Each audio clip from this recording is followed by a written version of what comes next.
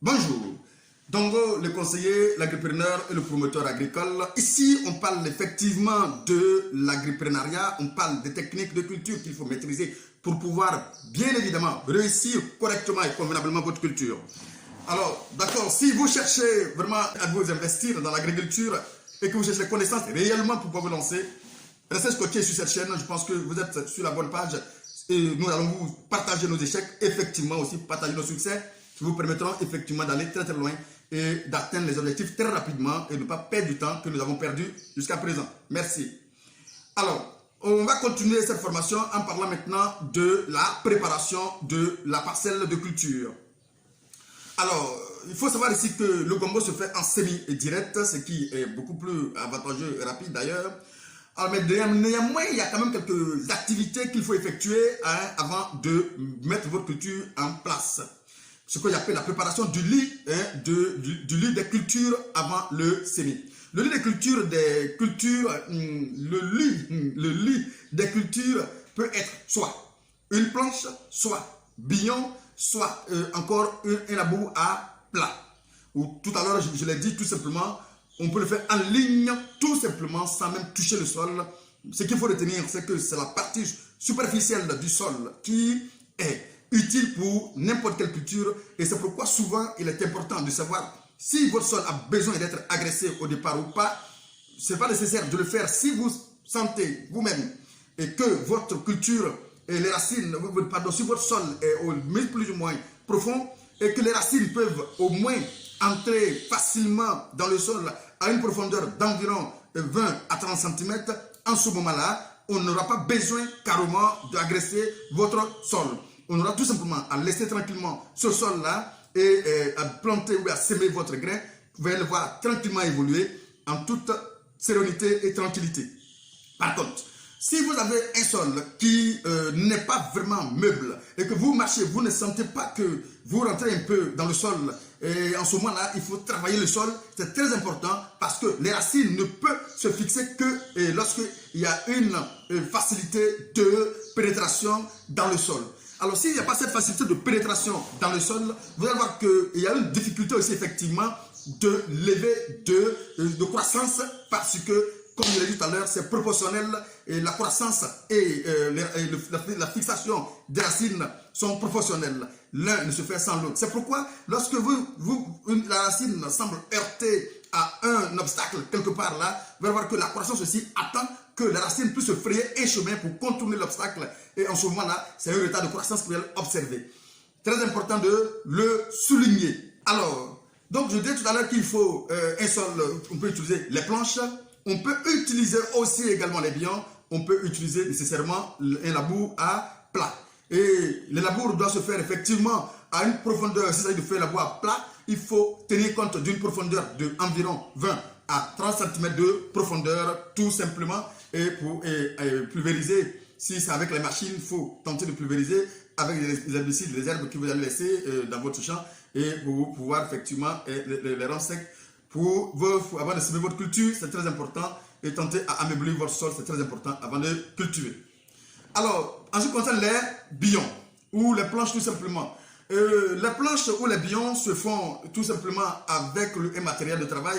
Ça peut être avec la daba si ce sont des champs de plantation de petite taille. Sinon, il y a aussi des tracteurs, il y a aussi des machines effectivement qui se servent de faire ce travail-là, de faire les planches et les billons aussi également dans votre parcelle. Donc ça dépend là de ce que vous voulez effectuer, de ce que vous allez choisir comme technique de culture. Mais néanmoins, il faut comprendre que là encore, si vous avez besoin de faire des planches, les planches doivent avoir une hauteur d'environ 20 à 30 cm bien évidemment. Et que ce soit aussi les billons aussi doivent avoir une hauteur d'environ 20 à 30 cm bien évidemment. Alors pour les billons, pour les planches, il faut penser à environ être 1 mètre à 1 mètre 50, pardon, 1 mètre 20 de largeur, bien sûr, pour les planches. Mais en ce qui concerne les longueurs, bon, comme je l'ai dit, la longueur importe peu. On peut aller à 10 mètres de longueur pour les planches. On peut aller aussi même à 30 mètres de longueur, à 25 mètres de longueur, ça dépend. À 5 mètres, à 1 mètre de longueur, ça dépend de vous. Ça dépend de la même manière dont vous voulez structurer votre parcelle. Ça dépendra effectivement de vous. Pour les billons, c'est la même chose. Il faut environ une largeur de tout simplement 0,5 mètres, pas centimètres, 0,5 mètres bien évidemment, et la longueur effectivement importe peu. Alors toujours est-il qu'il y a des bionneuses effectivement, comme je le dis, pour faire ce travail, et il y a aussi des machines aussi pour faire le travail des planches bien évidemment. Voilà.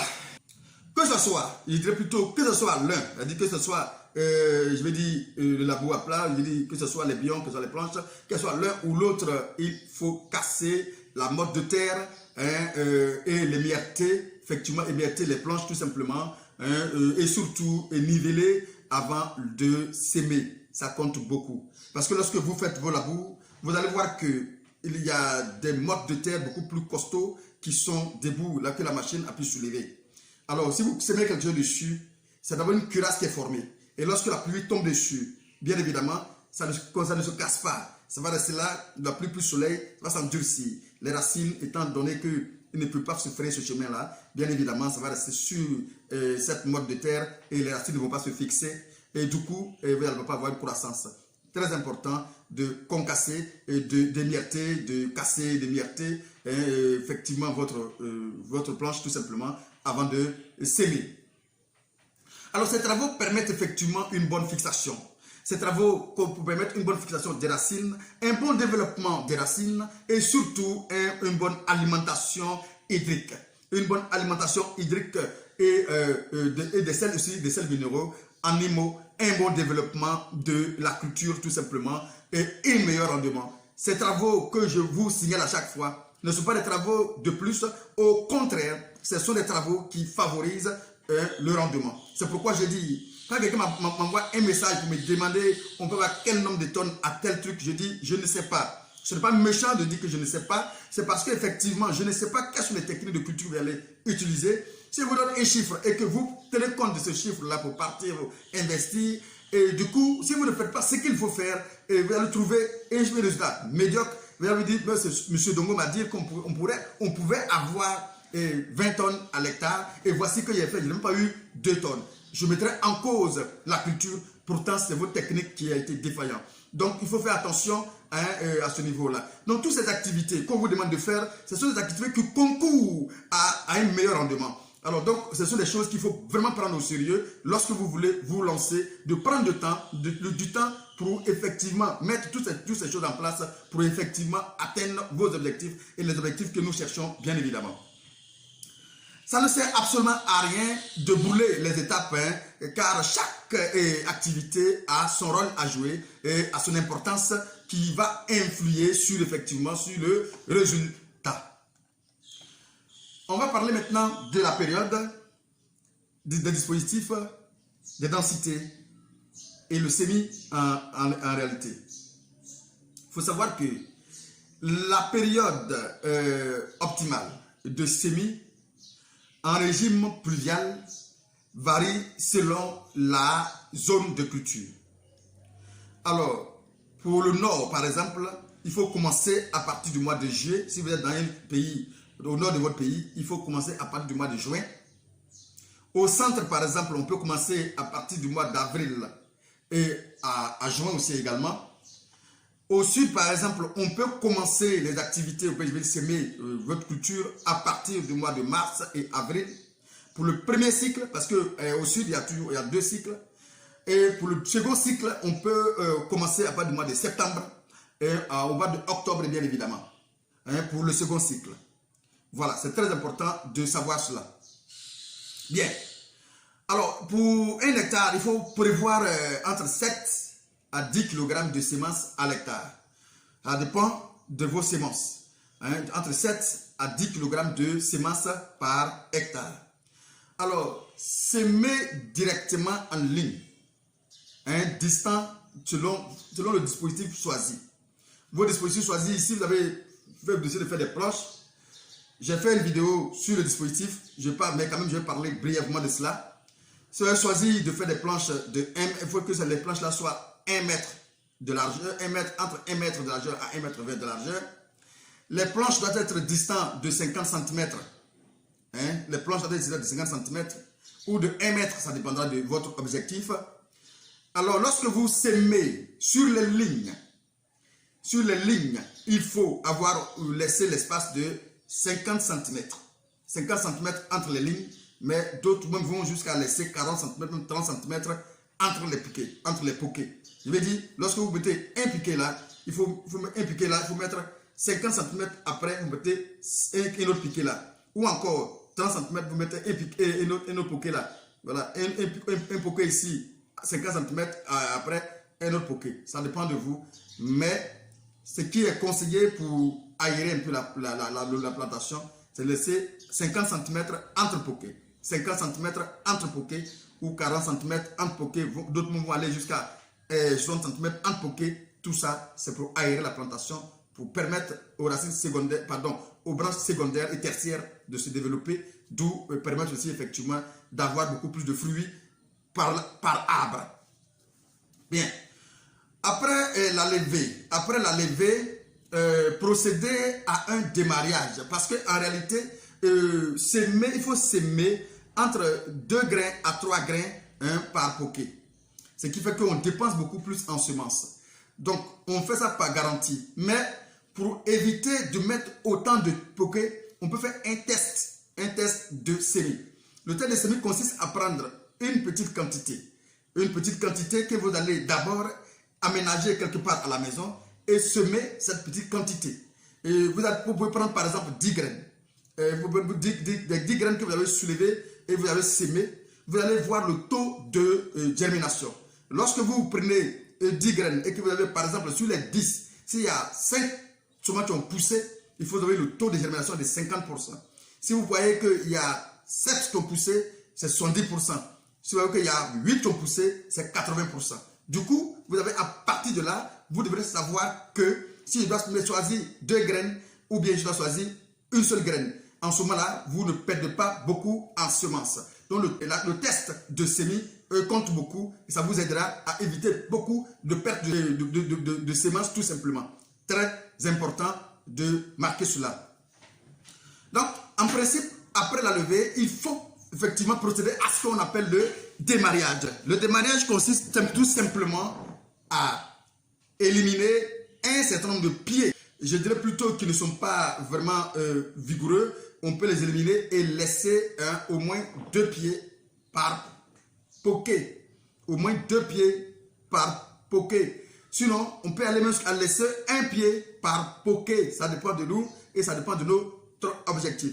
Mais la plante étant seule le plus souvent, produit mieux que la plante qui rivalise ses éléments minéraux, ses éléments nutritifs avec un autre pied. Voilà, donc le plus souvent, moi personnellement, je laisse un seul pied par poquet, tout simplement.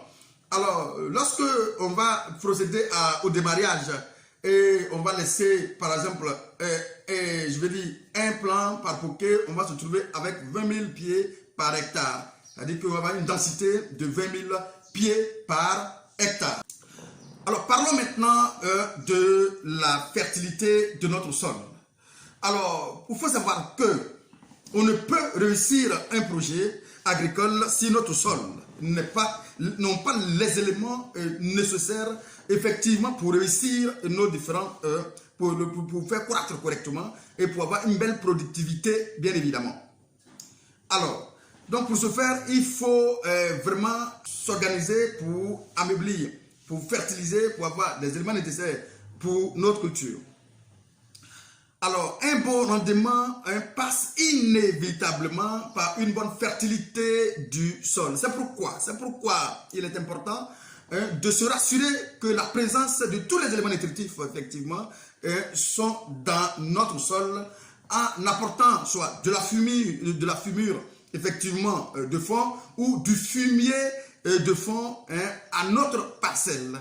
Bon, le fumier de fond, d'abord, peut être une bouse de vache, peut être la viande de poulet, peut être la bouse de, je dirais plutôt, de cabri, de mouton, tout ce que vous avez. Ça peut être même du compost que vous avez effectué qui est bien décomposé, qui est bien cuit, effectivement.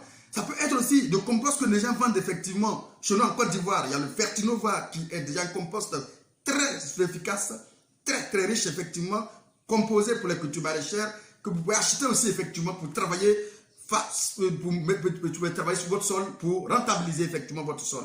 Je vous ai dit, si votre sol n'est pas vraiment fertile, il est difficile pour vous de pouvoir rentabiliser votre projet.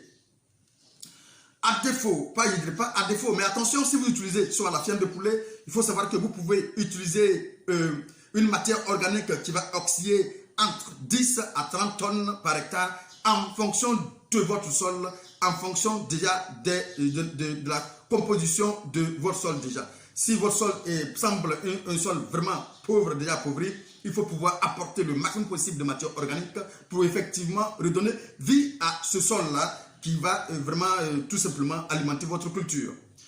Alors, une fois que vous avez déposé cette matière organique, bien évidemment, il faut l'incorporer au sol. Hein. Il faut l'incorporer au sol, bien évidemment. Il faut permettre à ce que cette matière organique soit mélangée avec le sol. C'est pourquoi, soit on le fait à la main, soit on le fait avec une machine, mais il faut d'abord l'incorporer au sol.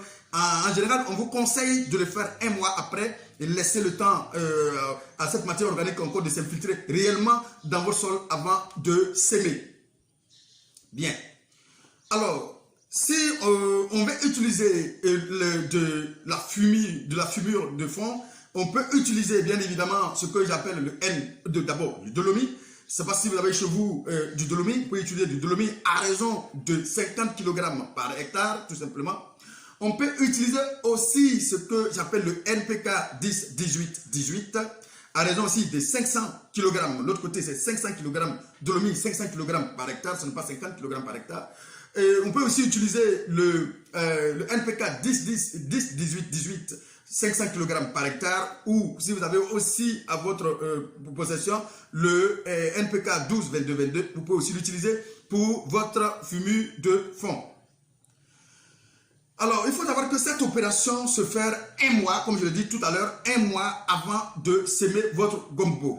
Voilà. Alors, il y a 7 jours avant le semis, il faut remuer légèrement. Vous avez fait votre truc, votre engrais de fond. Vous avez déposé votre engrais de fond. Maintenant, 7 jours après, avant le semis, vous pouvez légèrement repasser, si vous posez le tracteur, repasser en essayant de remuer légèrement votre parcelle. Ou encore celui qui a la possibilité de faire ça avec la main, vous le remuez légèrement avant de semer votre graine tout simplement. Alors, à la veille de votre semis, il faut tenir compte du fait que vous devrez avoir un sol plus ou moins humidifié. Si le sol est plus ou moins humidifié, vous pouvez facilement avoir un bon taux de germination très rapide. Et c'est pourquoi il est bon d'avoir un sol plus ou moins humidifié. C'est aussi la possibilité de procéder à un arrosage s'il n'a pas plu. Alors il faut humidifier votre sol. Mais par contre, si vous faites vos semis à la veille d'une bonne pluie, alors c'est vraiment beaucoup plus conseillé de faire vos semis à la veille d'une pluie. Du coup, vous allez voir que le taux de germination va être élevé. Parce que si vous laissez le sol sec et que vous semez, vous allez voir qu'il y a des difficultés de lever, des difficultés de voir la germination s'effectuer.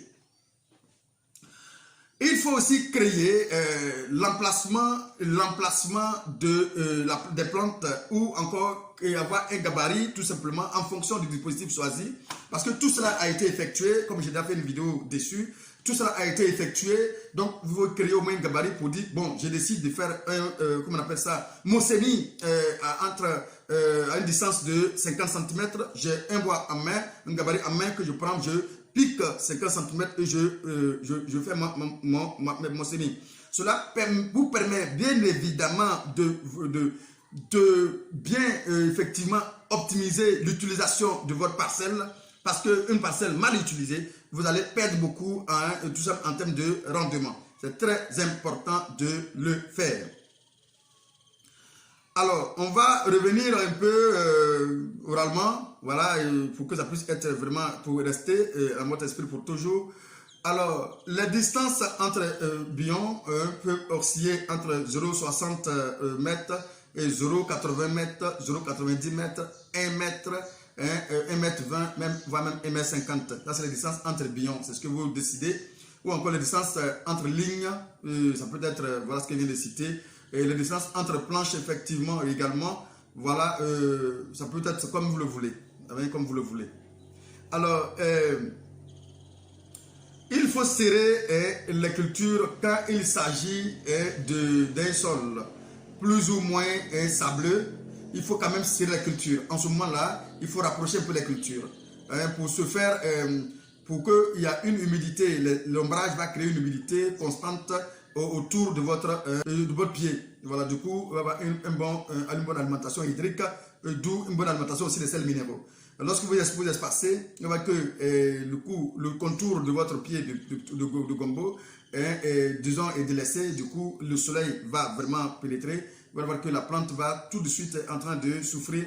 Il n'y aura pas une bonne alimentation hydrique ni des sels minéraux. En ce moment-là, vous allez voir que votre planche ne pourra pas effectivement normalement vous donner les meilleurs résultats que vous souhaitez avoir. Alors, sur les planches, pour les planches, les distances entre les lignes sont environ entre 0,30 mètres, 0,40 mètres, 0,50 mètres, 0,60 mètres, voire même 1 mètre aussi distance entre planches, voire même 1 mètre 20 distance entre planches. Ça dépendra aussi de ce que vous décidez. Ça, c'est faisable aussi également.